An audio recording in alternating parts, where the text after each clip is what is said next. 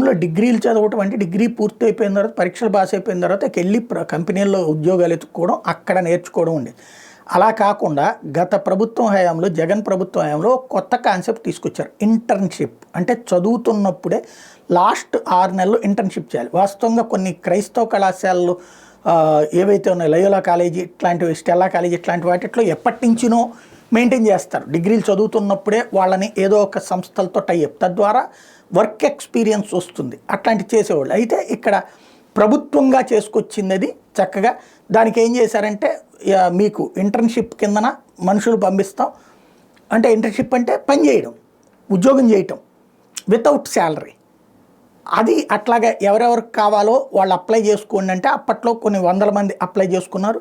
ఈ పిల్లలు విద్యార్థులు ఆ సంస్థల్ని ఎంపిక చేసుకుని ఆ సంస్థలకు వెళ్ళి కొన్ని రోజుల పాటు నెల, 2 నెలల, 3 నెలల టైం ఇచ్చారు వాళ్ళకి. టోటల్గా 6 నెలలు అనుకుంటా ఫ్రీగా పనిచేసి, అంటే ఇక్కడ చదువుకుంటూ ఆ పని చేసి తద్వారా వాళ్ళు సర్టిఫికెట్లు తెచ్చుకున్నారు. అయితే దీన్ని క్యాష్ చేసుకోవడానికి ఇప్పుడు కొత్త ఎత్తులు వేయడం ప్రారంభించారు. ఇంటర్న్షిప్కి లంచం ఇచ్చి మరి మేము ఇంటర్న్షిప్ ఇస్తాం మాకు పంపించండి అని అడగడం ప్రారంభించారు.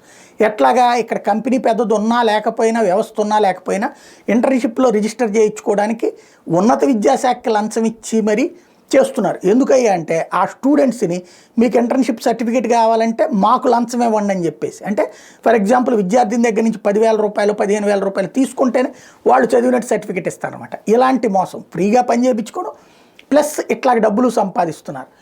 ఇట్లాంటి సిచ్యుయేషన్ ఇప్పుడు జరిగింది తాజాగా. అయితే దీంట్లో వార్తలో స్పెషల్ ఏంటంటే ఇంటర్న్షిప్కి కంపెనీలు ఉన్నత విద్యామండలి వెబ్సైట్లో రిజిస్ట్రేషన్ చేసుకోవాల్సి ఉంటే ఈ ఏడాదికి సంబంధించి ఈ రిజిస్ట్రేషన్ ఈ నెల 22తో ముగిసింది. దాదాపు 300 దరఖాస్తులు వచ్చాయి. వాటిని పరిశీలించి అనుమతులు ఇవ్వాల్సి ఉంది. ఈ ప్రక్రియను ప్రైవేట్ సంస్థకు చెందిన సిబ్బందితో పాటు ఉన్నత విద్యామండలి అధికారులు పరిశీలిస్తున్నారు. ఈ ప్రక్రియలో కొందరు వసూళ్లకు తెరదీశారు. దీని ప్రకారం డిగ్రీలో కన్వీనర్, యాజమాన్య కోటాలు కలిపి ఏటా 2 లక్షల మంది వరకు ప్రవేశాలు పొందుతున్నారు. బీటెక్లో 1,00,000 మందికి పైగా చేరుతున్నారు. వీళ్ళందరూ డిగ్రీ పట్టా పొందేందుకు తప్పనిసరిగా ఇంటర్న్షిప్ చేయాల్సిందే. ఫీజు కడితే చాలు కొన్ని కంపెనీలు ధృవపత్రాలు ఇచ్చేస్తున్నాయి. వాటిని సమర్పించి డిగ్రీలు పొందుతున్నారు. నేరుగా ఇంటర్న్షిప్ చేసేందుకు కంపెనీలు లేకపోవడంతో ఆన్లైన్లోనే ఎక్కువగా చేస్తున్నారు.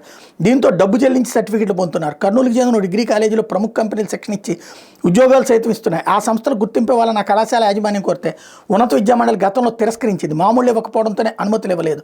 ఓవరాల్గా చూసుకుంటే ఉన్నత విద్యామండలి తరఫున రిజిస్ట్రేషన్ అయిన సంస్థలు కళాశాలలో కలిపి విద్యార్థులకు ఇంటర్న్షిప్లు నిర్వహిస్తుంటే ఇందులో ఒక్క విద్యార్థి నుంచి కోర్సు ఆధారంగా 500 నుంచి 3,500 వరకు వసూలు చేస్తున్నారంటే ఇది ఒక కొత్త మోడల్ దోపిడీ అనమాట. ఈ విషయం తాజాగా బయటపడి ఉన్నత విద్యామండలి వైస్ చైర్మన్, అటెండర్ మరో ఉద్యోగిని తొలగించారు. బట్ ఇక్కడ జరిగింది ఇప్పుడు. కానీ ఈ వార్త రాయడం కోసం మళ్ళీ ఇందులో జగన్ని విలన్ చేయాలి. డిగ్రీ ఇంజనీరింగ్లో ప్రవేశపెట్టిన ఇంటర్న్షిప్లకు కంపెనీలను ఎంపిక చేయడంలో కొందరు సిబ్బంది అక్రమాలకు తెరదీశారు. విద్యార్థులకి ఉచితంగా అందించాల్సిన ఇంటర్న్షిప్ను గత ప్రభుత్వ హయాంలో దాన్ని వ్యాపారంగా మార్చేశారు. పట్టుబడింది ఇప్పుడు.